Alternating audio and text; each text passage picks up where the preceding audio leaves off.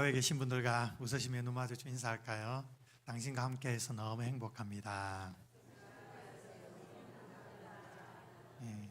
또 이렇게 인사할까요? 하나님의 은혜의 미소를 체험하시길 바랍니다. 아멘. 오늘 귀한 찬양, 시원 찬양대의 찬양과 또 사랑방 우리 순장님들 또 권사님들의 귀한 찬양 너무 감사드립니다. 올 한 해에도 주님의 은혜가 더 풍성하게 우리 사랑방 리더들, 권사들에게 충만하기를 주의 이름으로 축복합니다.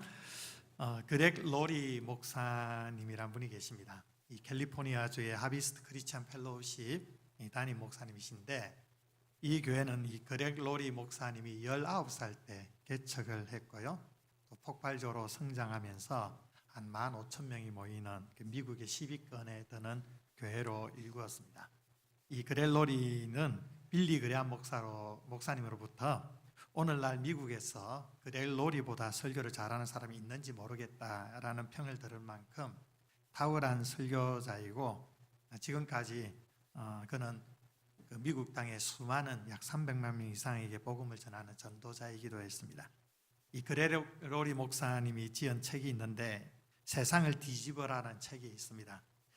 이 책에서 이 본문 말씀을 통해 성숙하는 교회, 건강한 교회에 4가지 질적 요소가 있다는 거죠. 그것을 오늘 우리가 읽은 본문 말씀을 통해 설명을 했는데, 처음에는 먼저 첫 번째로는 W, 워십입니다. 예배 드리기.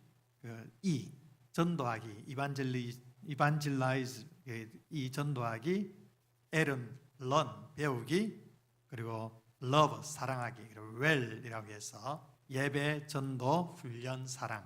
이 4가지의 질적 요소가 이 균형 있게 뿌리 내린 교회가 바로 건강한 교회라는 거죠.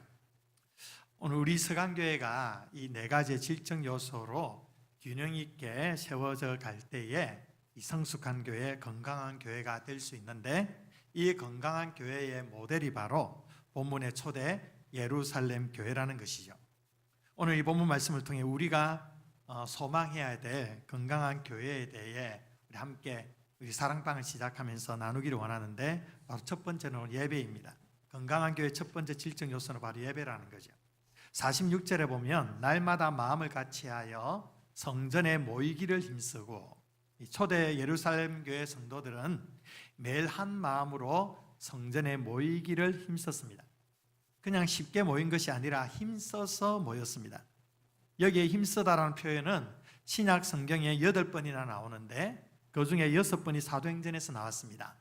1장 14절에서 기도에 힘썼다, 그리고 2장 42절에도 기도에 힘썼다 기록하고 있고요, 46절에도 성전에 모이기를 힘썼다, 또 6장 4절에는 기도와 말씀에 힘썼다라고 기록합니다. 이 초대교회의 영성은 힘쓰는 영성이라는 겁니다. 힘써서 기도하고 힘써서 말씀 보고 힘써서 모여 예배했다는 것이죠. 여러분, 우리가 추구해야 될 가장 탁월한 영성은 바로 힘쓰는 것입니다. 힘을 써서 전심을 다하여 기도하고 전심을 다하여 말씀 보고 전심을 다하여 주님을 따르며 섬기는 것이 가장 탁월한 교회의 영성이라는 거죠. 이 전심의 영성이 저와 여러분 우리 모두 안에 회복되어지기를 바랍니다. 우리 옆에 분을 한번 인사할까요? 힘써서 주님을 섬깁시다. 힘써서 주님께 기도합시다.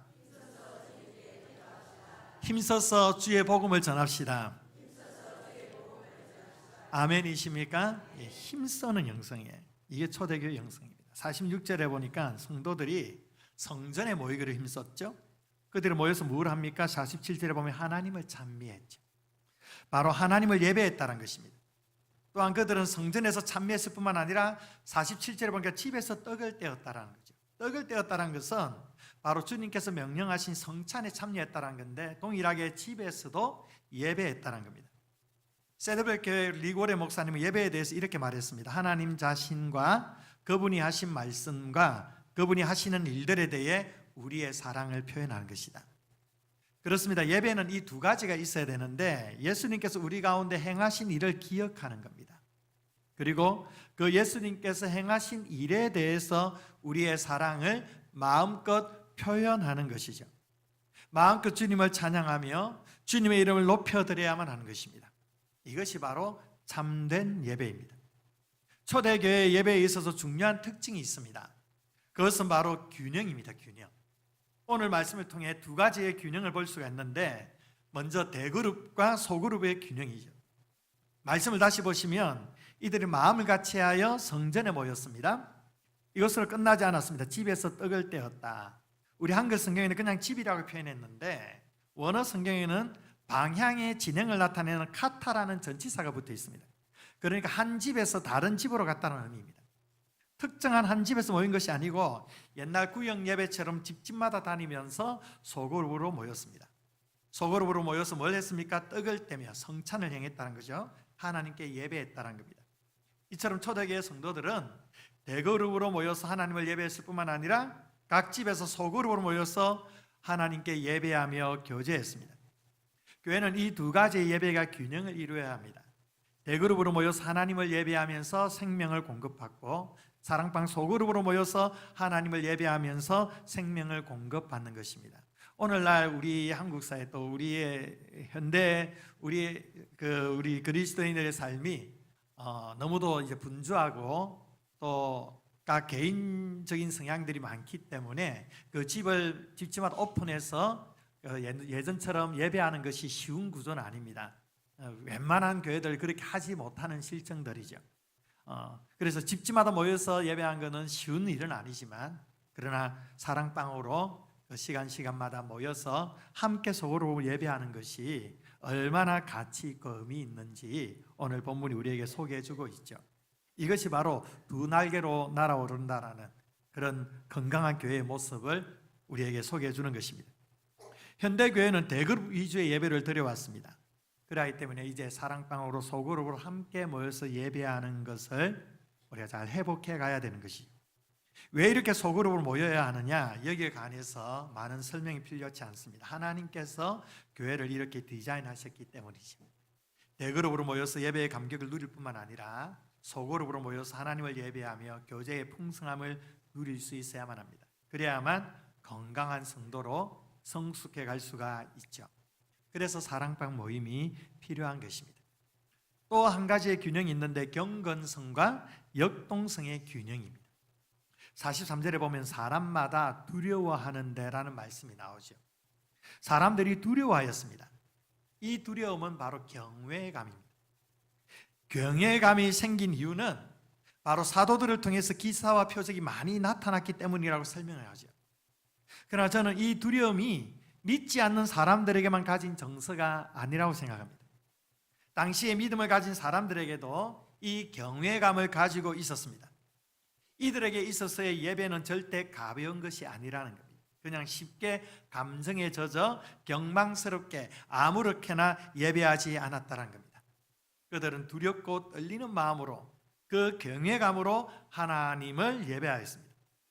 예배에는 이런 경외감이 있어야 됩니다. 하나님을 향한 떨림이 있어야 되는 거예요. 이것을 가리켜 경건이라고 하는 겁니다. 그러나 초대교회는 이런 경외감만 있었던 것이 아닙니다. 46절에 보면 기쁨과 순전한 마음이라는 표현이 나오죠. 이 말은 문자적으로 몹시 기쁨과 마음의 순전함이라는 뜻입니다. 이들에게는 기쁨이 있습니다. 환희가 넘쳤습니다. 예배를 통해 감격을 누렸습니다. 성령의 기름 부으시는 강력한 역사 앞에 하나님의 의와 평강과 기쁨이 가득 넘치게 되는 것입니다. 이것이 바로 예배의 역동성입니다. 공적 예배는 이 경건성과 역동성의 균형을 이루어야 해요. 예배 드릴 때에 나의 예배를 지켜보시는, 우리의 예배를 지켜보시는 하나님을 인식하면서 두렵고 떨리는 마음으로 진중하게 예배를 드려야 합니다. 그러면서도 여러분의 마음을 역동적으로 반응하면서 뜨겁게 찬양하고 뜨겁게 기도하는 그 열정을 가지고 주님 앞에 나아가야 합니다. 말씀 들을 때는 아주 초집중하면서 말씀을 들을 수 있어야 됩니다. 이렇게 역동적으로 하나님을 예배할 때 하늘의 기쁨으로 우리 가운데 충만하게 될 것입니다. 또 두 번째로는 이제 전도입니다. 47절에 보시면 하나님을 찬미하며 또 온 백성에게 칭송을 받으니 주께서 구원받는 사람을 날마다 더하게 하셨다라고 기록하죠. 온 백성에게 칭송을 받으니 구원받는 사람을 날마다 더하게 하셨다. 바로 초대교회는 전도에 힘쓰는 교회였다는 것이죠. 이들은 모이면 예배했고 흩어지면 전도하였습니다. 여기에 주께서 구원받는 사람은 날마다 더하게 하셨다라는 이 말씀에 주목하시기를 바랍니다. 이 말씀에 보면 전도의 역사는 우리 예수님의 역사임을 알 수가 있습니다. 우리가 구원받는 사람을 더하게 할 수는 없습니다. 더하게 하시는 분은 오직 예수님이십니다. 예수님께서 친히 구원받는 사람을 교회에 더하게 하셨습니다. 여러분 기억하십시오. 교회의 부흥은 오직 우리 주님의 주권적인 역사입니다. 우리 서강교회 가운데 구원받는 사람은 날마다 더하게 하시는 하나님의 주권적인 역사가 있기를 축복합니다. 또 하나 생각해 볼 수 있는 것은 구원과 교회는 함께 간다는 겁니다. 예수님께서 구원받는 사람을 다른 곳에 더하신 것이 아니라 교회에 더하셨다는 겁니다. 교회와 구원은 절대 뗄 수 없는 관계입니다. 예수님께서 교회를 통하여 구원의 역사를 이루어 주시는 것입니다. 그래서 교회는 구원의 방주입니다.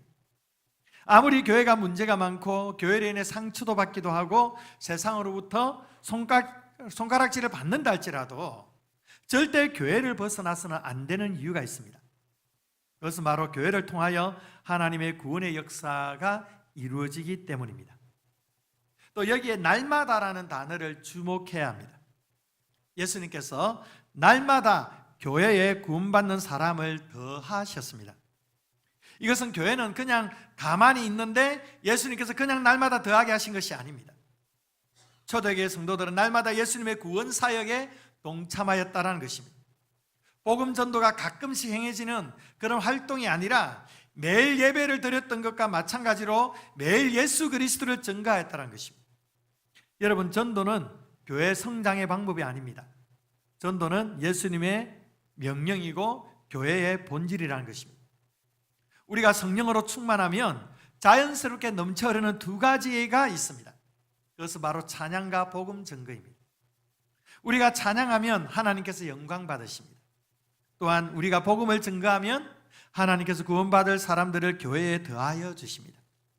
이렇게 하면서 하나님의 나라는 더욱 이 땅 가운데 힘있게 활동해 가게 되는 것입니다. 세 번째로는 배우는 것입니다. 교육과 훈련이죠. 42절에 보면 사도의 가르침을 받아라고 기록합니다. 초대 예루살렘 성도들은 사도들로부터 가르침을 받았습니다. 41절에 보면 그 말을 받은 사람들은, 즉 베드로의 설교를 들은 사람들을 말합니다. 이들이 세례를 받고 회심을 하였는데 성도의 수가 3,000명이었습니다. 3,000명이, 남자들만 3,000명이 한꺼번에 회심하는 놀라운 부흥의 역사가 있게 됩니다. 이렇게 부흥을 체험한 사람들이 무엇을 하였습니까? 42절에 보면 그들이 사도의 가르침을 받았다라고 기록하죠. 그냥 한번 주님 만나고 뜨거운 것으로 끝나는 것이 아니고 지속적인 말씀 훈련을 받았다는 것입니다. 여러분, 기독교는 맹목적인 반지성주의가 아닙니다. 하나님은 탁월한 지성의 하나님, 논리의 하나님이신데 어떻게 믿는 우리가 반지성적으로 무턱대고 믿을 수가 있는 것입니다. 성령 충만함은 절대 반지성주의와 양립할 수가 없습니다. 왜냐하면 성령은 진리의 영이시기 때문입니다. 우리는 교회에서 가르침을 받아야 합니다. 양육을 받아야만 하는 것입니다. 그래서 예수님을 더욱 깊이 알아가야 합니다. 비진리와 거짓이 판을 치는 이 세상 속에서 예수 그리스도를 바르게 아는 것이 다른 무엇보다도 중요한 일입니다. 여러분, 우리는 교회 공동체 안에서 열심히 말씀을 배워야 합니다. 교육받고 훈련을 받아야 됩니다. 그런 가운데서 영적인 자유함이 생겨지게 되는 것이죠. 서강교회 성도라고 한다면 적극적으로 훈련에 동참할 수 있어야만 합니다. 훈련을 통해 신실한 그리스도의 제자가 될 때 우리를 통하여 하나님의 선한 역사하심이 온전히 이 땅 가운데 이루어지게 되는 것입니다. 마지막 네 번째로는 이제 교제입니다. 사랑의 교제입니다. 42절에 보시면 서로 교제하고 떡을 떼매라고 기록하죠. 또 44절 45절에 보면 믿는 사람이 다 함께 있어 모든 물건을 서로 통용하고 또 재산과 소유를 팔아 각 사람의 필요를 나눠주었다라고 기록합니다. 여기에 나오는 교제라는 것은 코이노니아를 말합니다. 바로 사랑의 사귐입니다. 사랑의 관계를 말합니다. 건강한 교회는 성도 간의 깊은 사귐이 있는 교회입니다. 오늘날 시대는 개인주의 시대입니다. 공동체보다 개인이 더 중시되고 있습니다. 그래서 관계를 외면하고 진지한 사귐을 잃어버리며 살아가고 있습니다. 신앙생활에도 마찬가지입니다. 관계를 부담스러워합니다. 누군가가 나를 알아주기를 두려워합니다. 그런데 이상한 부분이 있습니다. 그런 사람일수록 더 크게 영적인 공허함을 느끼게 되는 것이죠. 여러분, 건강한 신앙생활을 원하신다면 성도와의 사귐으로 나아오시기를 바랍니다. 관계를 맺어 가셔야 됩니다. 44절에 믿는 사람이 다 함께 있어라고 기록합니다. 여러분, 이 함께라는 단어가 얼마나 아름다운 단어입니까? 함께에 관련된 참 좋은 얘기들이 많이 있지 않습니까? 함께라는 단어는 외로움이라는 단어를 치울 수 있다, 이런 말도 있습니다. 혼자 가면 빨리 가지만 함께 가면 멀리 간다고 했습니다. 여러분, 함께 하셔야 합니다. 공동체의 큰 대그룹으로 우리가 함께 해야 되지만 또 속으로 사랑방으로 서로 함께 해야 됩니다. 그래서 서로를 위해 기도하고 서로의 필요를 채워주고 사랑의 관계를 맺어갈 때에 신앙생활의 맛을 느낄 수가 있는 겁니다. 교회에 사랑방이 필요한 이유가 바로 여기에 있습니다. 관계 속에 들어오기를 힘들어하는 이유 중에 이런 이유들을 가집니다. 사람들에게 상처받으니까 관계 속에 들어가고 싶지 않다는 것이죠. 이게 얼마나 큰 두려움인지 모릅니다. 사람에게 상처를 받으면 사람에 대한 트라우마가 생겨집니다. 그런데 이걸 치료하는 방법이 뭐냐면 다시금 관계 속으로 들어가는 것입니다. 또 다른 차원의 건강한 관계를 경험하게 될 때에 사람에 대한 상처를 극복해낼 수가 있는 것이죠. 소그룹이 무조건 행복한 것이 아닙니다. 본래 살아있는 것에는 갈등이 존재하는 겁니다. 갈등이 없는 곳이 어디라고 했습니까? 예전에 제가 말씀드린 적이 있습니다. 갈등이 없는 것이 어디라고 했습니까? 공동묘지. 공동묘지는 아무런 갈등이 존재하지 않습니다. 그러나 사람이 사는 곳에는 항상 갈등이 존재해요. 소그룹 안에 서로 다른 사람이 모여있기 때문에 그 안에서 갈등이 안 일어날 수가 없습니다.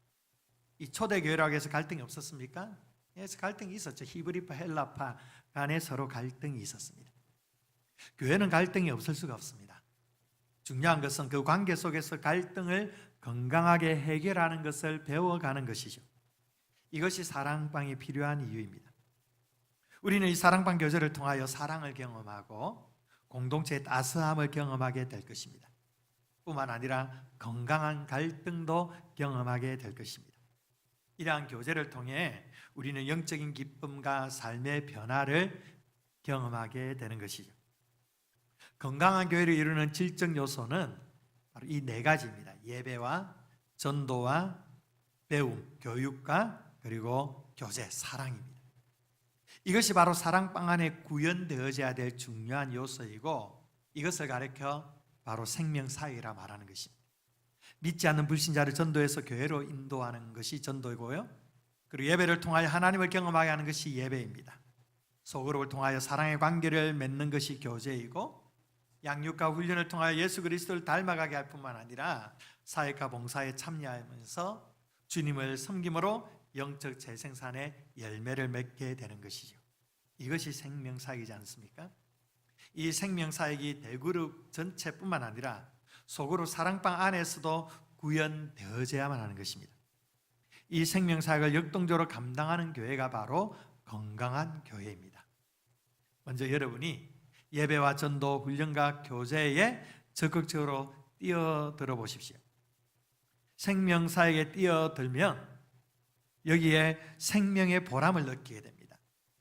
영혼의 만족을 느끼게 되는 것입니다. 생명 살리는 일만큼 큰 보람과 기쁨이 없는 것이죠. 우리가 이 일들을 감당할 때 영적인 기쁨과 행복을 누리게 되고 하나님의 축복을 경험하게 되는 것입니다. 이제 사랑방 이제 또 오늘 개강 예배라고 본격적으로 시작하게 됩니다.